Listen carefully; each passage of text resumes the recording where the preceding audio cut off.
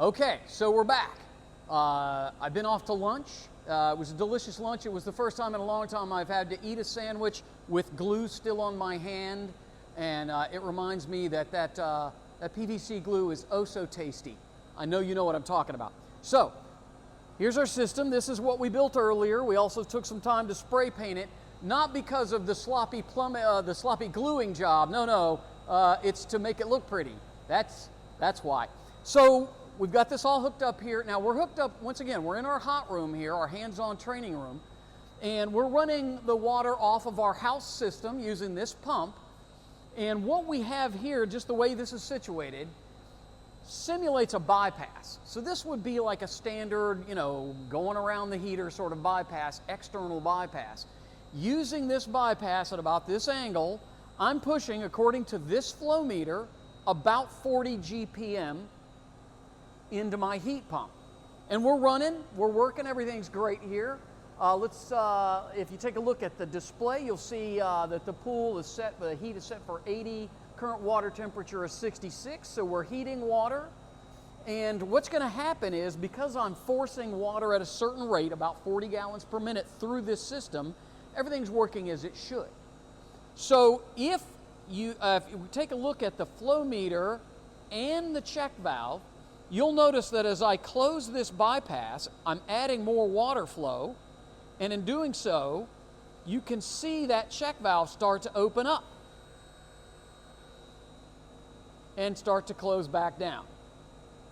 Open up, close back down. So that's based on flow rate. What happens if we shut the water to almost zero? So now I've got the bypass wide open. We're still running water through the heater, it's still heating, but we're not running enough water through it to cool the heat exchanger. So the refrigerant will start back through on the other side and shut the heater off on high pressure trip. Now it goes into a comp start delay because it's trying to start over, but it shut off on a high pressure trip, and the reason for that was not enough water flowing through the system to take the heat out of the heat exchanger before sending it to the thermal expansion valve. That means, in this particular case, heat equals pressure.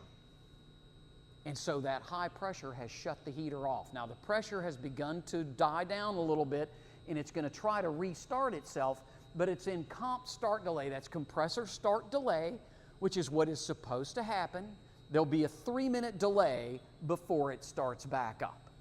And in my case, I'm going to take advantage of that 3 minutes to put some flow back on this thing so that when it does start, it will have the correct amount of flow through it, or at least a sufficient amount of flow going through it. So this comp delay would be a 3-minute period of time. I'm not going to make you stand here the whole time. I'm going to jump to it now.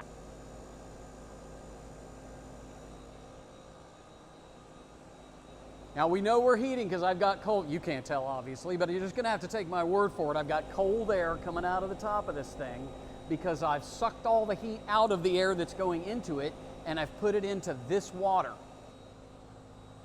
I'm going to go ahead and shut this off. All right.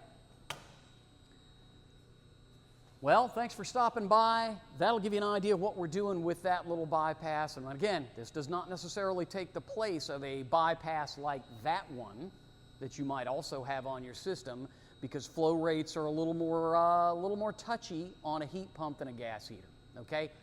Tune in next time. We'll have something else fun for you. See ya.